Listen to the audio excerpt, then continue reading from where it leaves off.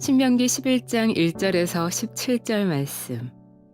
그런즉 내 하나님 여호와를 사랑하여 그가 주신 책무와 법도와 규례와 명령을 항상 지키라.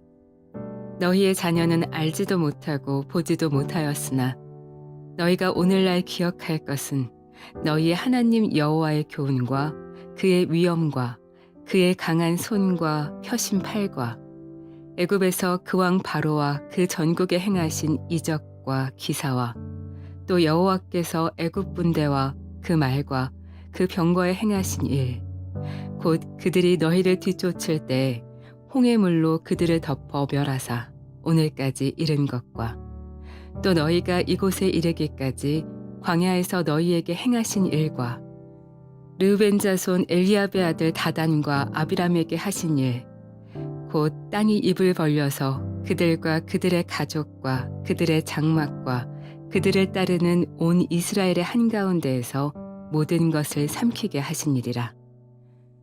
너희가 여호와께서 행하신 이 모든 큰 일을 너희의 눈으로 보았느니라.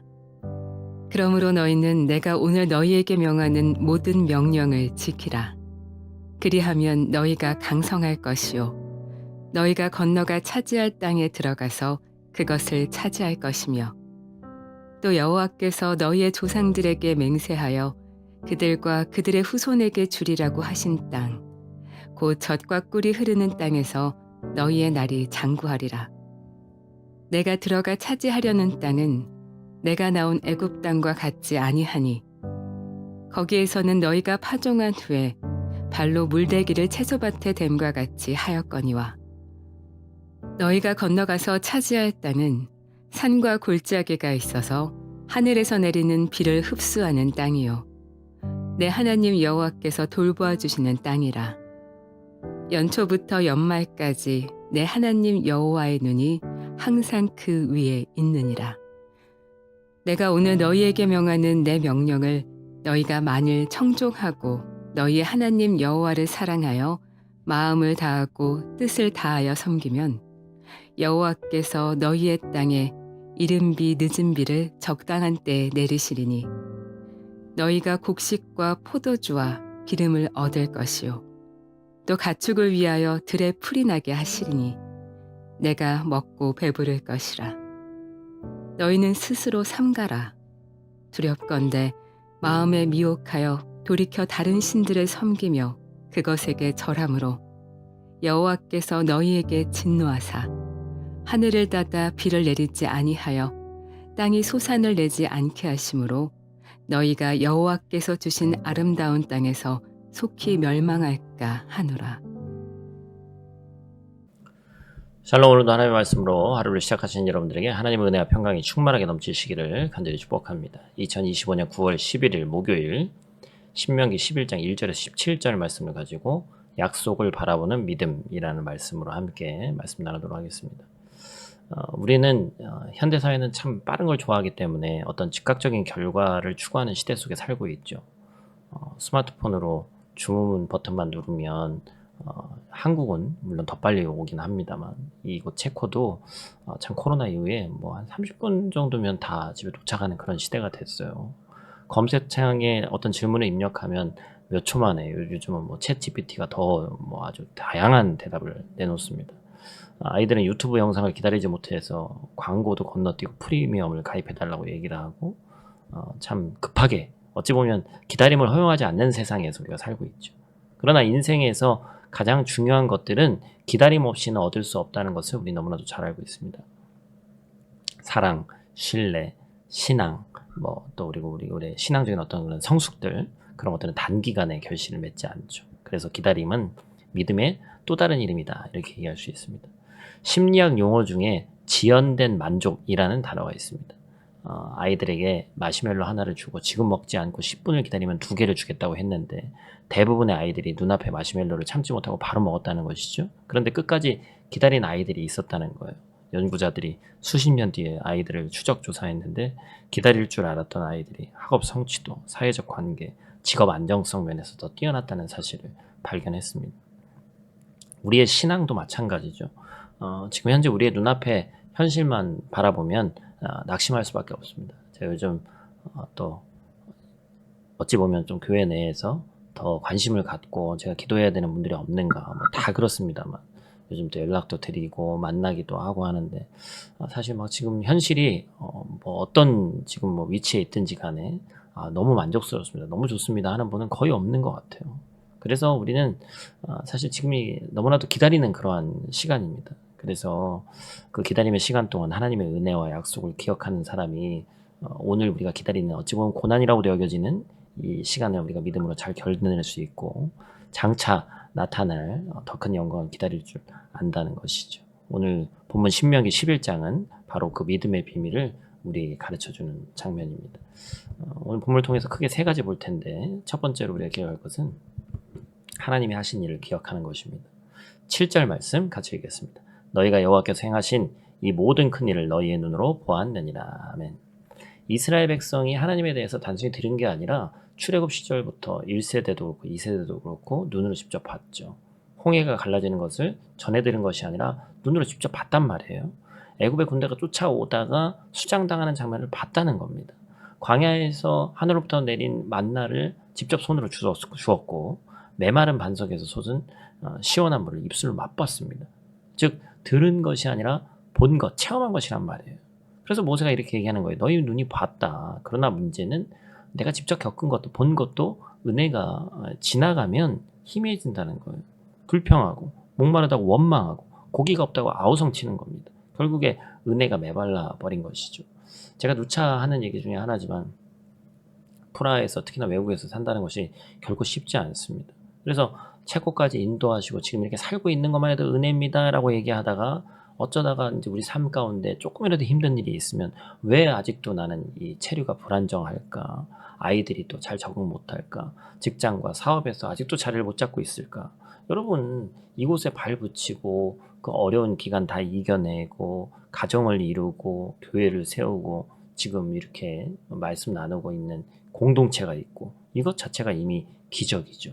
또 외국인으로서 이곳에서 직장 다닐 수 있고 사업할 수 있고 그것 자체가 기적 아닙니까? 그래서 결국에 하나님이 여기까지 인도하셨다는 사실을 기억하는 것, 그것이 바로 오늘의 믿음을 세우는 큰 힘이 된다는 사실을 저와 여러분들이 기억하시기를 간절히 축복합니다.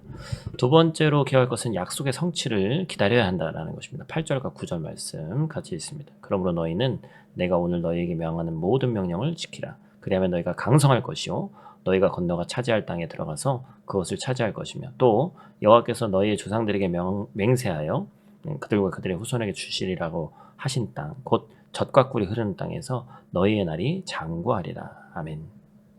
그래서 하나님께서 이스라엘에게 단지 어떤 율법과 규례를 주신 것이 아니라 약속의 미래를 보여주신 것이죠. 그 땅이 젖과 꿀이 흐르는 땅이 될 것이라고 얘기했고 실제로 갔더니 그런 땅이었죠. 그런데 이제 신앙은 언제나 현실과 약속 사이의 갈등이잖아요. 12정탐꾼이 가나안을 다녀왔는데 10명은 현실을 받고 그래서 메뚜기 같다고 얘기했고 여호수아와 갈렙은 약속을 붙잡고 하나님이 주시면 능히 그 땅을 차지할 수 있다. 그들은 우리의 밥이다. 믿음의 차이는 바로 그 시선 그리고 그것을 해석한 눈이었죠. 그래서 사도 바울은 로마서 8장 18절 이따 뒤에도 보겠습니다만 뭐라고 얘기합니까? 생각하건대 현재의 고난은 장차 우리에게 나타날 영광과 비교할 수 없도다. 아멘. 우리에게 주어진 약속은 예수 그리스도 안에서 지금 현재는 녹록지 않고 고난당하고 어려운 일이 있지만 결국에는 우리는 부활해서 영원한 생명을 가지고 하나님과 영원한 그 기쁨 속에서 살아간다. 그렇죠? 부활이 약속의 보증이 되는 거예요. 죽음조차 깨뜨리신 그분의 능력이 우리에게 이미 주어진 것입니다. 그렇기 때문에 오늘을 살아가면서 낙심하지 않고 장차 이루어질 하나님의 약속을 기대하면서 살아가야 되는 거예요. 이민자의 삶은 사실 지금만 바라보면 낙심할 수밖에 없습니다. 그러나 하나님이 준비하신 미래를 바라볼 때 우리는 다시 일어나서 새 힘으로 나아갈 수 있다는 것이죠. 마지막 세 번째로 우리가 기억할 것은 약속과 마음을 지켜야 한다는 것입니다. 16절 말씀 같이 있습니다. 너희는 스스로 삼가라. 두렵건대 마음이 미혹하여 돌이켜 다른 신들을 섬기며 그것에게 절함으로. 아멘. 하나님이 약속을 주시고 축복의 말씀 주셨지만 동시에 경고도 주셨단 말이에요. 마음을 지켜야 된다. 여기서 지키다라는 히브리어는 샤마르라고 하는데 단순히 규칙을 지키는 게 아니라 우리의 내면을 보호해야 된다는 거예요. 우리가 이제 결국에 현실이 힘들어지면 가장 먼저 무너지는 게 감정적으로 마음이 무너진단 말이에요. 마음이 낙심되면 우리는 눈에 보이는 것들만 의지하게 되어 있습니다. 이스라엘이 그렇게 금송아지를 원했던 이유를 우리가 기억해야 돼요. 오늘날의 우상은 금속이나 나무로 된 형상이 아니죠. 돈, 성공, 자녀의 성취, 사회적 인정, 쾌락 이런 것들이 하나님 자리에 앉으려고 합니다. 하나님을 신뢰하기보다는 이것만 있으면 된다는 것을 마음에 두는 순간 우리는 이미 우상에게 무릎을 꿇고 있는 거예요. 결국에 우리의 삶 속에서도 특히나 우리는 또 디아스포라 한인교회다 보니까 여러 가지 우상이 우리 마음속에 파고들 때가 많이 있습니다. 안정적인 삶, 어떤 체류 신분, 자녀의 학교 문제, 또 남편, 아내 문제, 많은 그런 문제들이 있죠. 제가 아까 서두에도 말씀드렸지만 문제 없는 가정은 단 한 가정도 없습니다. 그렇죠? 그런데 이것이 그런 문제들이 또 그 문제를 넘어서 안정된 그런 내가 인간적으로 볼 수 있는 그 평안함들이 그것들이 하나님보다 우선시 될 때 예를 들면 사업적으로 안녕, 금전적으로 이윤이 남고 많이 벌면 교회에서 또 저 충성봉사하겠습니다. 순서가 잘못됐다고 그랬죠. 그죠? 첫 번째가 하나님의 것이 우선될 때 우리는 다른 것에 마음을 빼앗기지 않게 되는 거예요. 그런데 그런 것들에 마음을 뺏기다 보니까 하나님보다 우선되는 것들이 점점 생기는 것이죠. 그래서 하나님은 말씀하시는 거예요. 모든 지킬 만한 것 중에 내 마음을 어떻게 해요? 지켜라. 모든 생명의 근원이 마음에서 난다는 거예요. 그래서 결국 우리의 삶 속에서 가장 중요한 것은 현실적으로 새가 얼마 들고 버는 거에 비해 어떻게 되고 그것이 중요한 게 아니라 결국은 하나님을 향한 우리의 마음인 줄로 믿습니다. 그래서 오늘 본문은 우리에게 크게 세 가지를 요청하는데 우리가 첫째, 둘째, 셋째 했습니다만 조금 풀어서 얘기하면 첫째는 하나님이 지금까지 우리에게 베푸신 은혜를 기억해야 한다는 것이. 두 번째는 아직 보이지 않는 약속의 미래를 기다려라. 약속된 거란 말이죠. 그래서 이미 주어진 거라고 했어요, 사실은. 세 번째는 현실 속에서 마음이 흔들리지 않도록 너의 마음을 지켜라 라는 것입니다. 하나님께서 신실하시고 그 약속은 반드시 이루어집니다. 성령께서 우리의 마음을 붙드시고 새롭게 하실 때 우리는 이 외국에서의 타지에서의 삶 속에서도 결코 흔들리지 않고 믿음으로 승리하는 저 여러분들 될 줄로 믿습니다. 오늘 본 말씀 통해서 우리가 기억할 것은 실천사항이죠. 눈앞에 문제보다 하나님의 약속을 붙잡기 위해서 아까 제가 말씀드린 로마서 8장 18절을 꼭 한번 암송해 보시길 바라요.